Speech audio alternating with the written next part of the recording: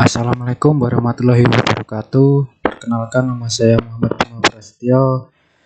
Di sini saya akan menjelaskan tentang definisi routing ya.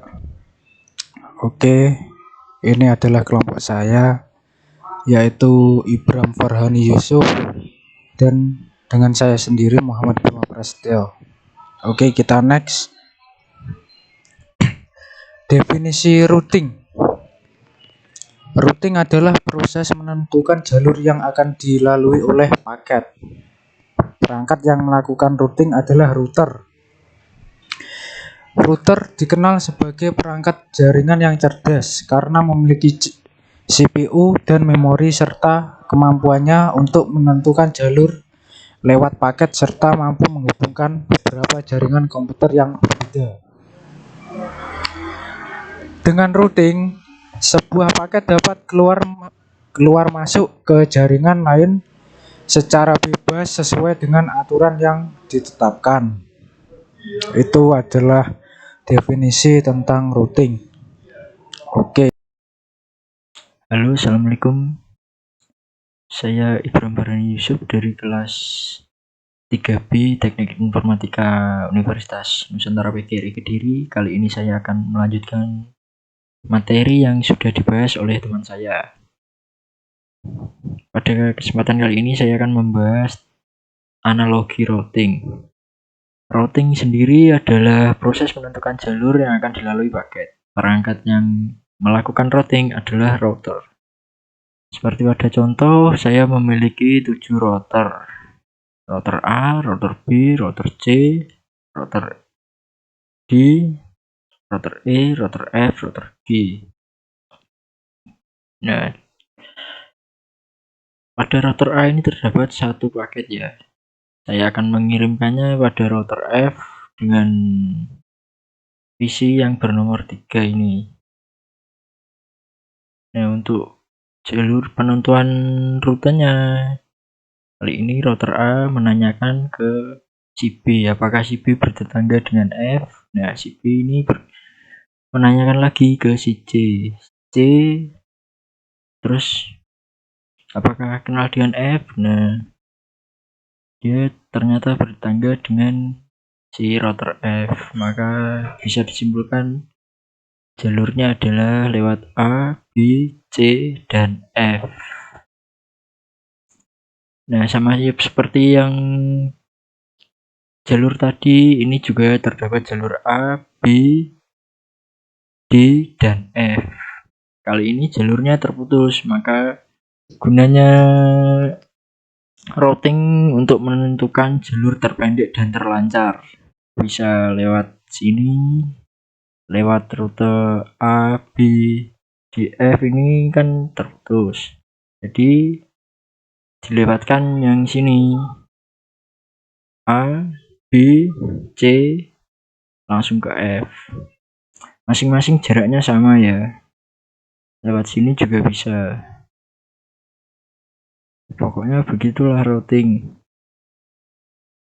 untuk menentukan jalur yang akan dilalui paket. Seperti yang sudah saya sampaikan di awal tadi. Kita next.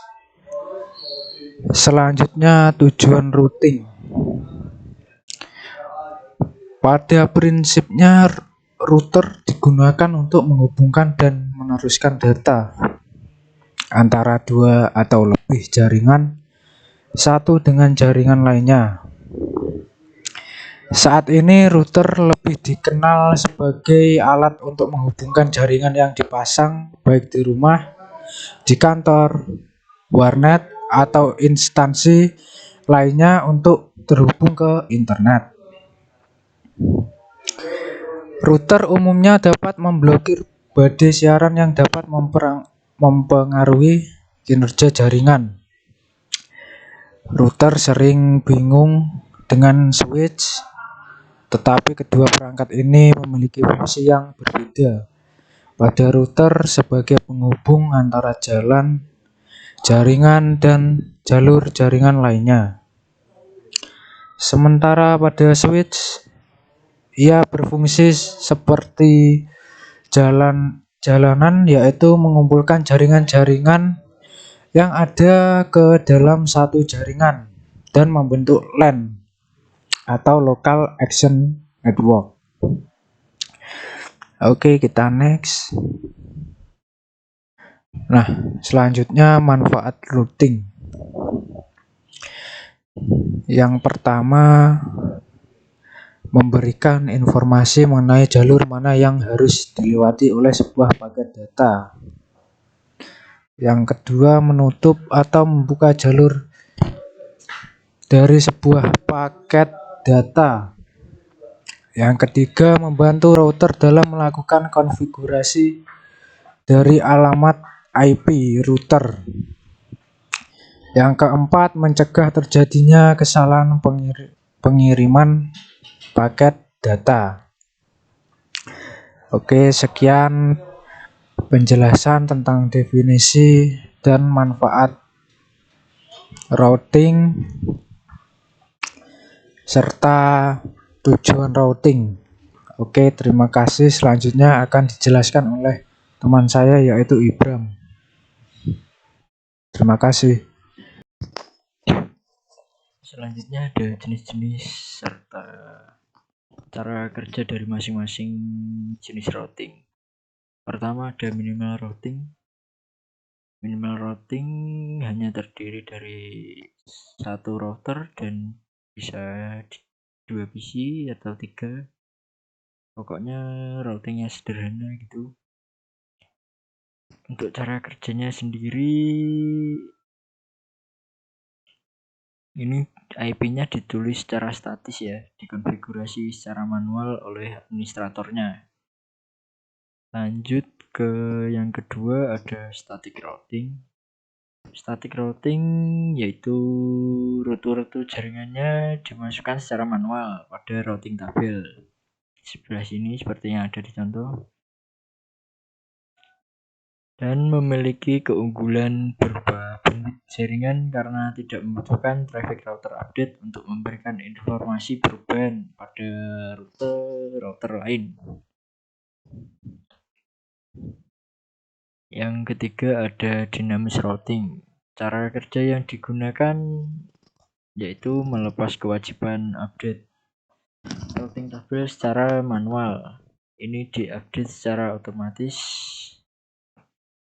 Protokol routing mengatur router untuk bisa saling berkomunikasi dan saling memberikan informasi routing, dapat mengubah isi routing tabel. Pokoknya ini berbeda dengan routing statis. Ini update-nya secara otomatis update protokol IP-nya ya. Ya udah. Sekian materi dari saya. Bila ada kurangnya, saya mohon maaf. Kedepannya pasti saya akan memperbaiki dan bisa lebih baik menyajikan materi. Sekian, terima kasih.